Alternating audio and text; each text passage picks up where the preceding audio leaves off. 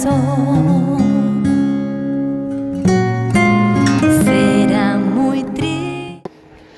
Hola, buenas tardes hermanos, otra vez aquí con el estudio de Isaías capítulo 2. El día de ayer te expuse lo que fueron los versículos del 5 al 9 y hoy estaremos viendo del 10 al 22.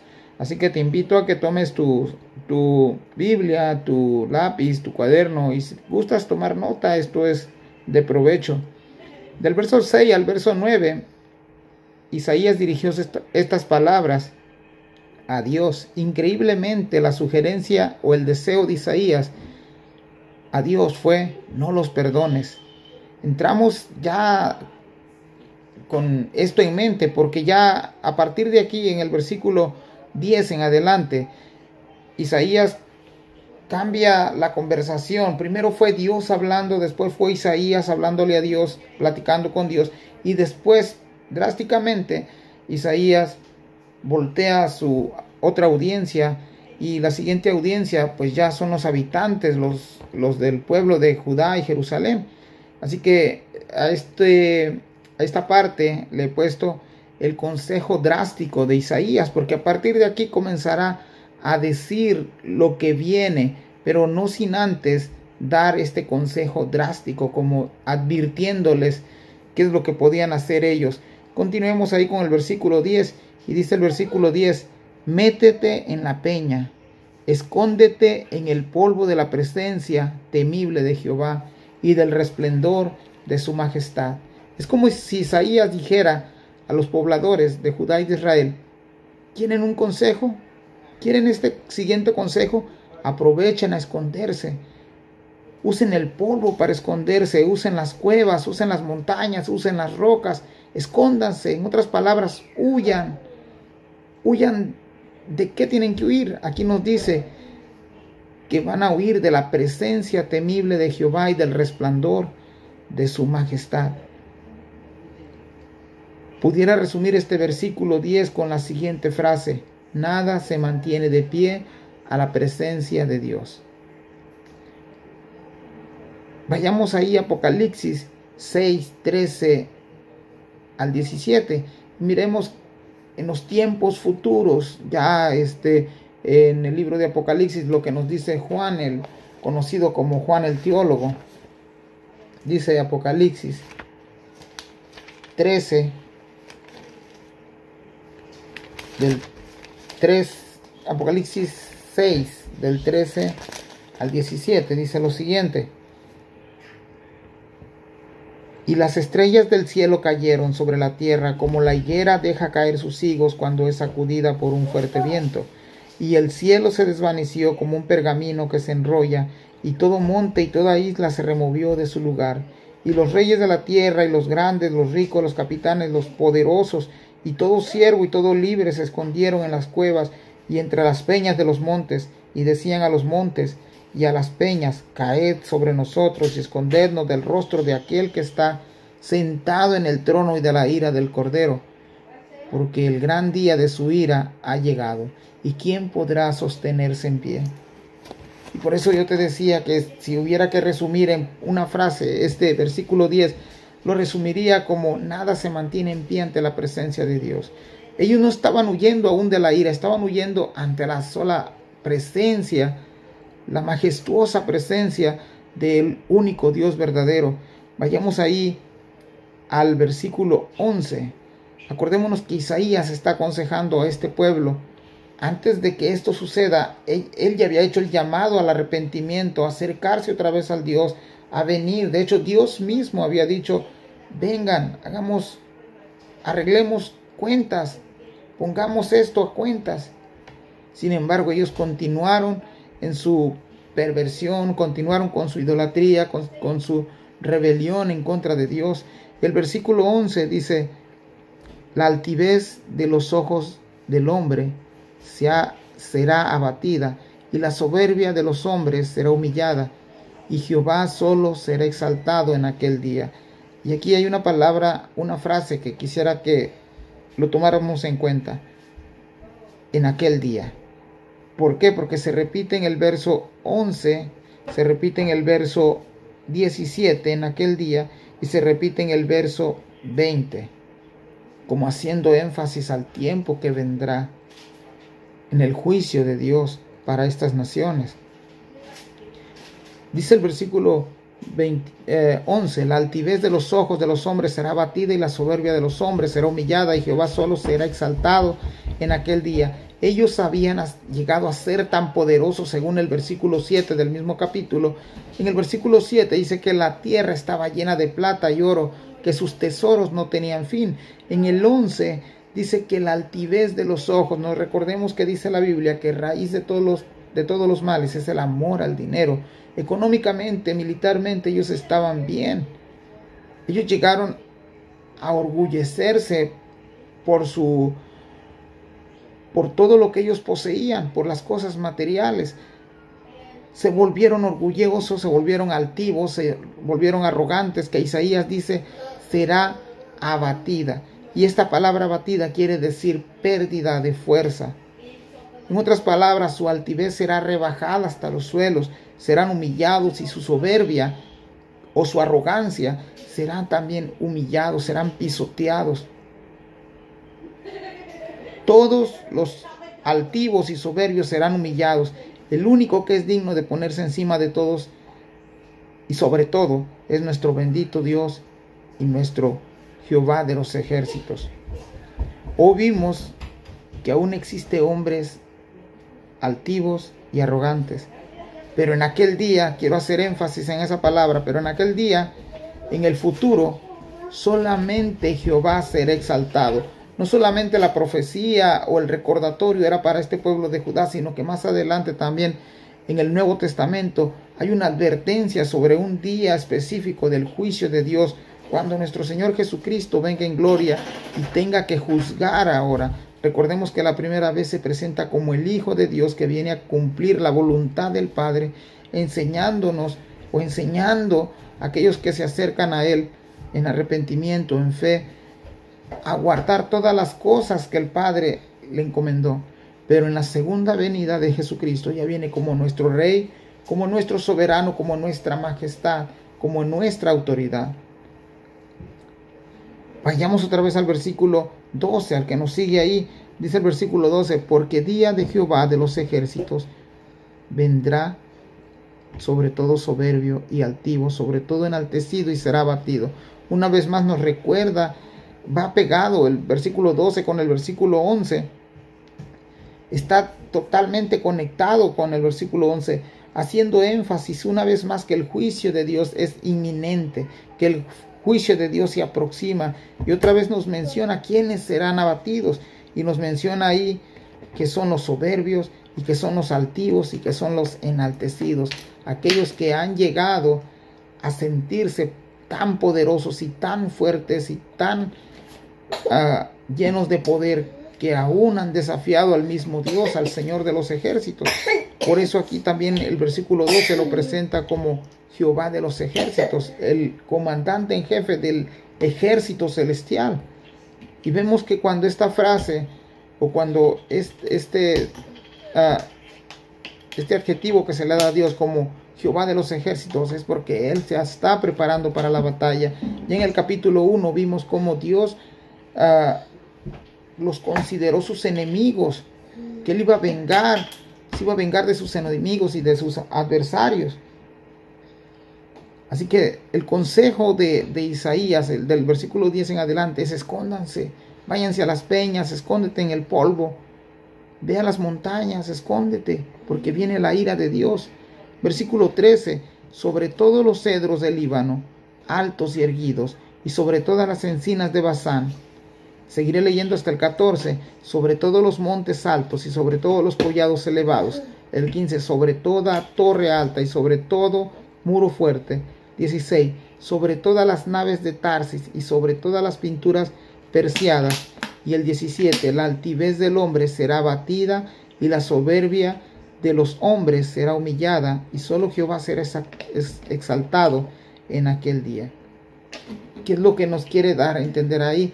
Vienen las comparaciones, lo que, no sé si recuerdas que en el capítulo anterior, también Dios hizo la comparación de pasar de ser fiel, pasó a ser una ramera. Y también hizo la comparación después de estar llena de justicia y llena de equidad a estar llena de impureza, a estar llenas de plata y oro, a estar llenas de ídolos.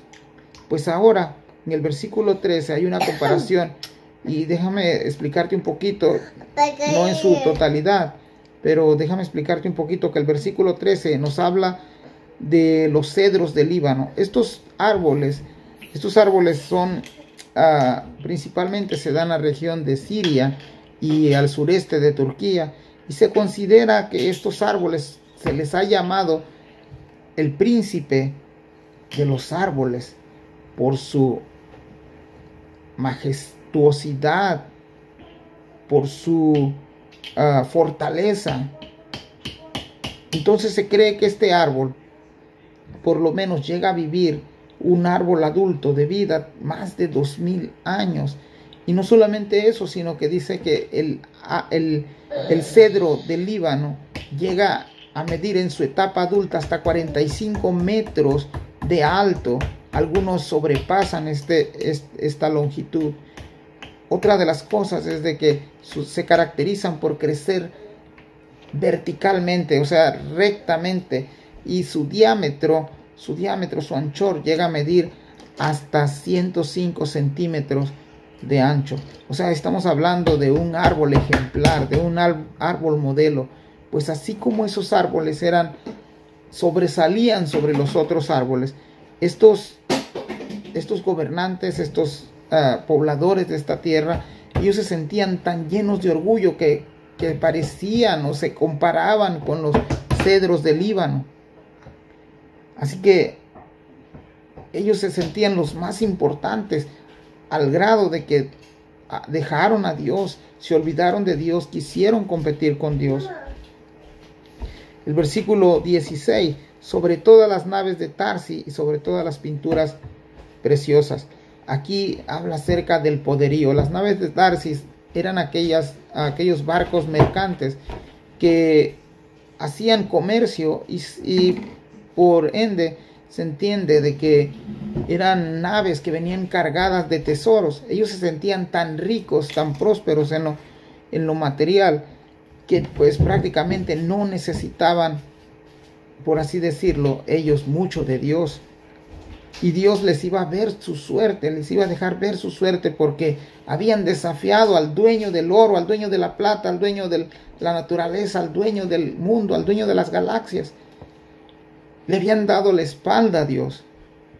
Entonces el Señor hace esta profecía. Hasta ahorita es un consejo todavía de Isaías, pero a partir del versículo 18 comienza la profecía. El Señor les está diciendo que por esa causa, por ser tan altivos, orgullosos, creyéndose prepotentes, creyéndose poderosos, llenos de riqueza, llenos de autoridad, que no necesitaban de Dios, por esa causa el Señor traería castigo a estos pueblos. Vayamos ahí al 17, y el versículo 17 prácticamente es la misma repetición que el versículo 8. Dice: la altivez del hombre será abatida y la soberbia de los hombres será humillada, y solo Jehová será exaltado en aquel día. Una vez más, lo que ya nos dijo en el versículo 11.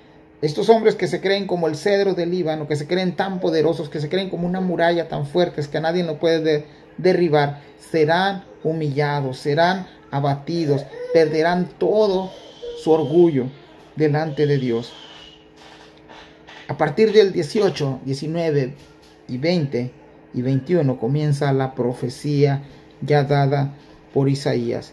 Lo que miramos antes, los versículos anteriores, fueron un consejo que Isaías le estaba dando al pueblo. En otras palabras, ese consejo tenía la intención de motivar al pueblo de volver a Dios. Mas sin embargo, viene la profecía, lo que va a pasar, lo que ya Dios le dijo a Isaías que va a suceder. Dice el versículo 18: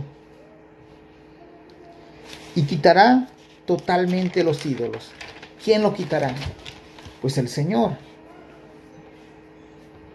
Cuando ese día llegue, totalmente será quitado todo ídolo. Y ya dijimos en el capítulo 2 también, ahí en los versículos 8, que la palabra ídolo significa algo inútil, algo que no tiene valor, algo es como una ilusión nada más pasajera. Eso es lo que es la palabra ídolo. Dios se encargará de quitar todas esas cosas. ¿Cuándo? En aquel día, como lo dice el versículo 17, el versículo 11 y el versículo 20. Así que dice, y quitará totalmente los ídolos. Cuando ese día llegue, no solo humillará a los altivos y arrogantes, sino que quitará totalmente a los ídolos. Dios quitará totalmente a los ídolos, porque solamente Él debe de ser adorado en gran manera. En Romanos 14:11, si tú me sigues ahí en Romanos 14:11, vamos a mirar quién es digno únicamente, así como exclusivamente, quién debe de ser adorado, exaltado en gran manera. Dice Romanos 14:11, porque escrito está, vivo yo, dice el Señor, que ante mí se doblará toda rodilla y toda lengua confesará a Dios. Pero dice la traducción del lenguaje actual, este mismo texto dice lo siguiente: juro por mi vida que en mi presencia todos se arrodillarán y me alabarán. Hermano, no es una opción. Amigo que me escuchas, que no has conocido de Dios, ese día, cuando este día llegue, que venga nuestro bendito y glorioso Salvador Jesucristo por segunda vez, no es una opción si te quieres doblar rodillas o quieras adorarlo. Esto es algo que sucederá. Toda lengua confesará que Jesucristo es el Señor, y toda lengua confesará que solamente Él es el Rey, que solamente Él es el soberano. Y todos los pueblos de diferentes tribus, lengua, nación, vendrán y le reconocerán como el Santo de Israel. Pasemos al versículo 19. Dice el versículo 19, comienza la profecía a partir del 18, pero el 19 también es parte de la profecía. Y se meterán en las cavernas de las peñas y en las aberturas de la tierra, por la presencia temible de Jehová y por el esplendor de su majestad, cuando Él se levante para castigar a la tierra. Aparte de quitar a los ídolos, cuando el Señor se manifieste, Isaías le dice, sus ídolos serán quitados, y además de eso, ustedes, aquí ya no fue un consejo drástico, aquí ya fue parte de la profecía, ustedes se esconderán, se meterán en las cavernas. La palabra caverna ahí también puede significar cuevas. Se meterán en las cuevas, subirán a las rocas, subirán a los montes y en las aberturas de la tierra, en las grietas que hay en las tierras, con tal de esconderse de la presencia de Dios. Porque el versículo 19 dice, por la presencia temible de Jehová y por el resplendor de su majestad, cuando Él se levante para castigar a la tierra. Aún el Señor no se ha levantado a castigar a la tierra, pero ellos ya se están escondiendo. ¿Quiénes? Los pecadores, los que han transgredido la ley de Dios, aquellos que han provocado a ir a Dios. En segunda de Tesalonicenses 1:9, ve conmigo ahí, dice, segunda de Tesalonicenses 1:9 dice, los pecadores serán excluidos de la presencia de Dios y de la gloria de su poder. Ahorita vemos que estos pueblos están recibiendo la profecía de Isaías. Posiblemente era un futuro no muy lejano, pero a nosotros ya en el Nuevo Testamento se nos revela que viene un día de ira del Señor, un día que el Señor regrese, y regrese ya en gloria, en poder, en majestad. Y segunda de Tesalonicenses dice que los pecadores serán excluidos, serán apartados de la presencia de Dios y de la gloria de su poder. Versículo 20, Isaías 2:20, aquel día arrojará el hombre a los topos y murciélagos sus ídolos de plata